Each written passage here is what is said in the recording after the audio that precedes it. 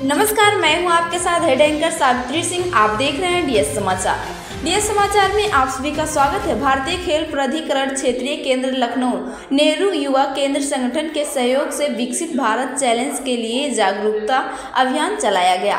राष्ट्रीय युवा महोत्सव ने विकसित भारत चैलेंज का शुभारंभ किया, जो 23 नवंबर 2024 को भारतीय खेल प्राधिकरण क्षेत्रीय केंद्र लखनऊ में आयोजित हुआ।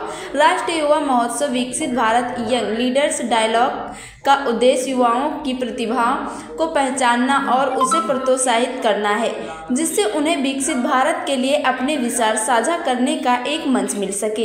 इस आयोजन का मुख्य आकर्षण यह होगा कि युवा सीधे प्रधानमंत्री के साथ संवाद कर सकेंगे और भारत के भविष्य के लिए अपने विचार प्रस्तुत करेंगे, जिससे राजनीति और सामाजिक जीवन में युवाओं की भागीदारी बढ़ेगी। विकसित भारत यंग लीडर्स डायलॉग राष्ट्रीय युवा महोत्सव के दौरान 11 और 12 जनवरी 2025 को आयोजित होगा।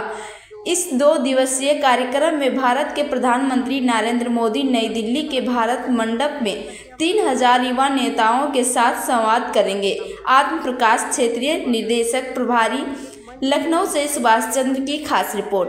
हमारे चैनल को लाइक करें, सब्सक्राइब करें एंड बेल आइकन जरूर दबाएं। धन्यवाद।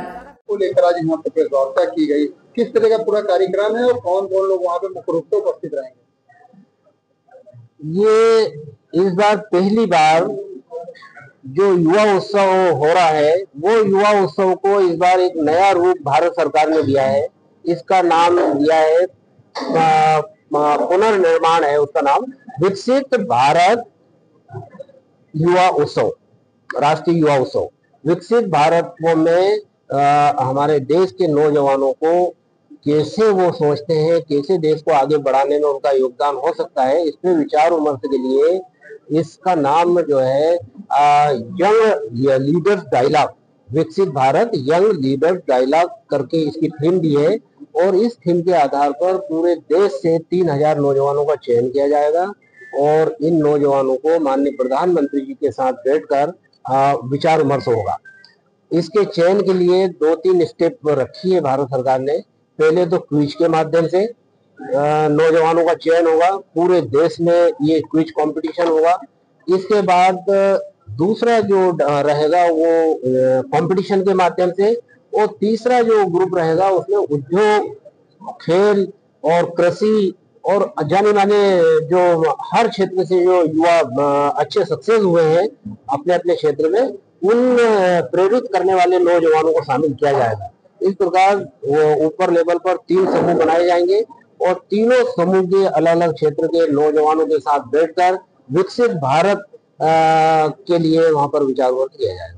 और लखनऊ के जो युवा हैं उनको क्या संदेश देना चाहेंगे अपनी तरफ? लखनऊ के नौजवानों को मैं संदेश दूंगा कि ये बहुत अच्छा अवसर है। भारत सरकार ने आप लोगों के लिए एक अच्छा अवसर दिया है। आप दिल्ली में जाकर माननीय प्रधानमंत्री जी के साथ बैठकर देश के विकास की बातें कर सकते हैं।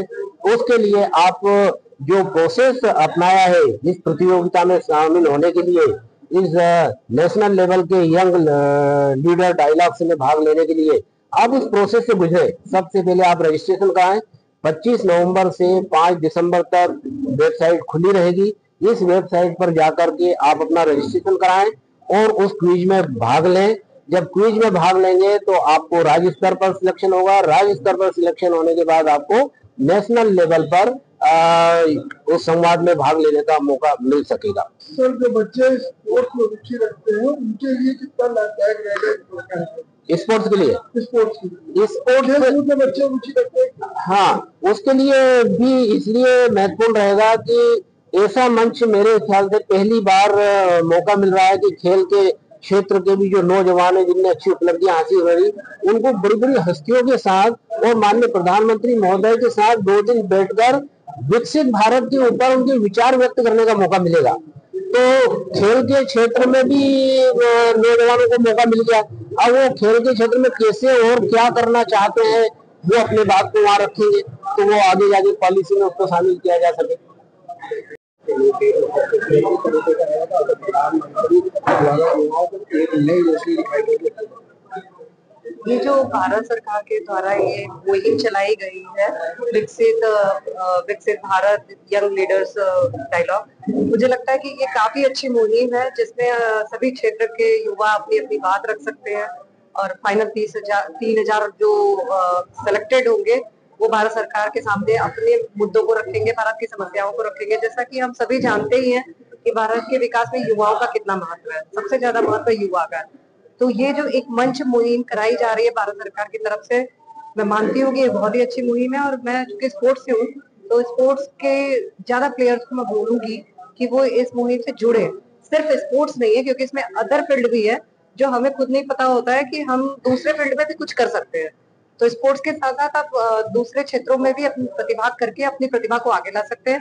और शायद इन फ्यूचर 3,000 में कुछ प्लेयर्स भी सिलेक्टेड हो, अपनी बात स्पोर्ट्स से रिलेटेड कहें और पॉलिटिक्स में जागरूक होकर आए भी, जैसा कि ये मंच बताया जा रहा है कि ये नागरिक और राजनीतिक स्वरूप को बहुत ही अच्छा करने के लक्ष्य में है।